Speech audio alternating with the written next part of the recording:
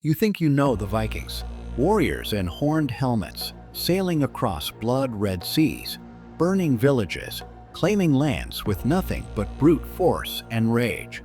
That's the story we've been told. That's the image Hollywood burned into our minds.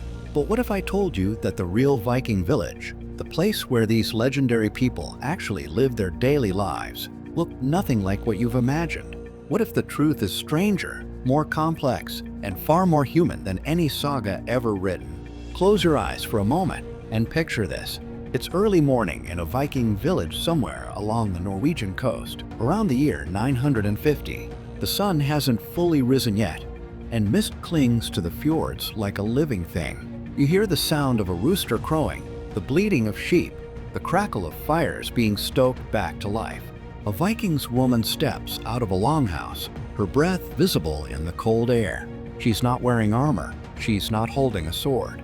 She's carrying a wooden bucket, heading toward the well. Her name is Astrid, and today, like every other day, she has work to do. Because here's the thing about Viking life that no one talks about. It was ordinary, beautifully, brutally, undeniably ordinary. The Vikings weren't just raiders. Vikings were farmers. Vikings were craftsmen. They were merchants and parents and neighbors who argued over property lines and gossiped about who was sleeping with whom. The village Astrid lives in is small, maybe 20 or 30 families, clustered together near the coast where the soil is good and the fishing is better. The longhouses are built low and sturdy, their walls made of wood and turf, designed to hold in heat during the savage Scandinavian winters. Inside, the air is thick with smoke from the central hearth, where a fire burns constantly. There are no chimneys. The smoke just rises and seeps out through a hole in the roof, blackening the timbers, stinging the eyes. Everyone who lives in these houses has a permanent cough. Everyone's clothes smell like wood smoke. This is normal. Let's talk about those longhouses for a moment, because they tell us so much about how Vikings actually lived.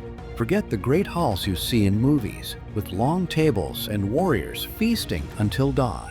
Most Viking homes were one large room, maybe 60 feet long and 15 feet wide, shared by an entire extended family. There were no private bedrooms, no walls, just wooden benches along the sides where people sat during the day and slept at night, wrapped in wool blankets and furs.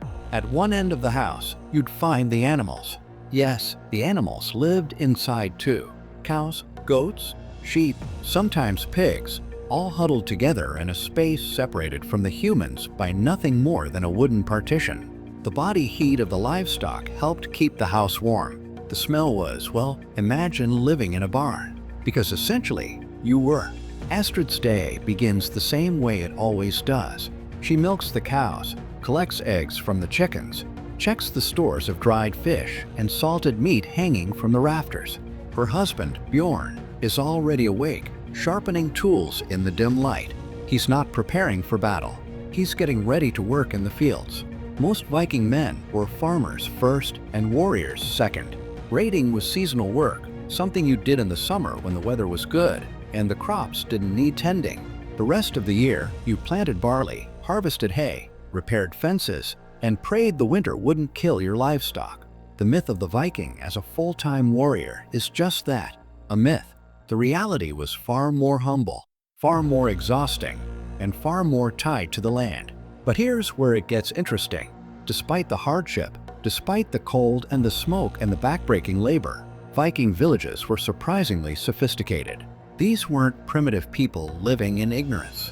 They were skilled craftsmen, creating intricate jewelry, forging weapons that were works of art, building ships that could cross an ocean. The women of the village, often overlooked in our modern retellings, were the backbone of the entire operation. They didn't just cook and clean, they managed the household economy, which meant they controlled the wealth. They spun wool, wove fabric, made clothes, brewed ale, preserved food, and in many cases, owned property in their own right. A Viking woman could divorce her husband if he didn't satisfy her, and she'd take half of everything with her. Try finding that kind of gender equality in medieval Europe. Let's follow Astrid a little longer. After the morning chores, she sits down at her loom. Weaving is not optional. Every piece of clothing her family wears, she has to make. Wool has to be spun into thread. Thread has to be woven into fabric. Fabric has to be cut and sewn into tunics, trousers, cloaks. It takes weeks to make a single garment, and in a climate where winter can kill you, having enough warm clothing isn't a luxury, it's survival.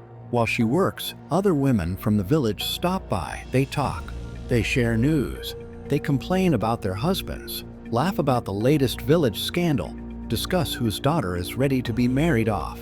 This is the real social fabric of Viking life, not the battlefield, but the quiet moments between women who know each other's secrets. Midday arrives, and the village comes alive with activity. Children run through the dirt paths between houses, playing games that haven't changed much in 1,000 years.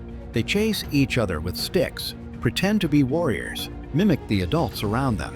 But childhood in a Viking village is short.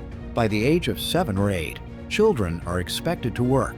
Boys follow their fathers into the fields or onto fishing boats. Girls stay with their mothers, learning the endless skills required to run a household. Education is practical, hands-on, passed down through watching and doing. There are no schools, no books. Most Vikings can't read. They don't need to. Their knowledge is stored in memory, in stories, in the oral traditions passed from one generation to the next.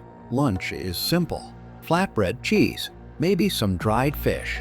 The main meal comes in the evening, after the day's work is done. This is when the family gathers around the fire, when the outside world shrinks down to the warm glow of the hearth. Dinner might be a stew made from whatever's available: barley porridge, boiled vegetables, occasionally meat if an animal has been slaughtered. The food is plain, heavy, designed to fuel bodies that work from sunrise to sunset. But the Vikings don't eat in silence. This is when stories are told. This is when the past comes alive.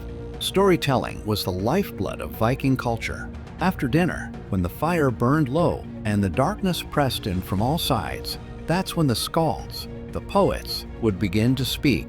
They'd recite the old tales, the stories of gods and heroes, of Odin and Thor, of great voyages and impossible deeds. These weren't just entertainment. They were history, religion, and moral instruction all woven together. The Vikings had no written history. Everything they knew about themselves, about where they came from and who they were, existed in these stories. And here's the beautiful part. Everyone listened, from the smallest child to the oldest grandfather. The entire household would sit in rapt attention, absorbing the words, memorizing the rhythms, keeping the culture alive through nothing but the power of human memory and voice. But let's not romanticize this too much. Life in a Viking village was also brutal. Infant mortality was staggeringly high. Women died in childbirth regularly. Infections that we'd cure with a simple antibiotic were death sentences. Winters were a constant threat. If the harvest was bad, if the stores ran out before spring, people starved. The weak didn't survive. The elderly, once they could no longer contribute, were often left to die. This wasn't cruelty, it was necessity. In a world with so little margin for error, sentiment was a luxury no one could afford. Every person had to pull their weight, or the entire community suffered. And yet, despite all this hardship, there was joy. There were festivals, celebrations, moments of pure human connection. The Vikings loved contests. Wrestling, horse fighting, swimming competitions.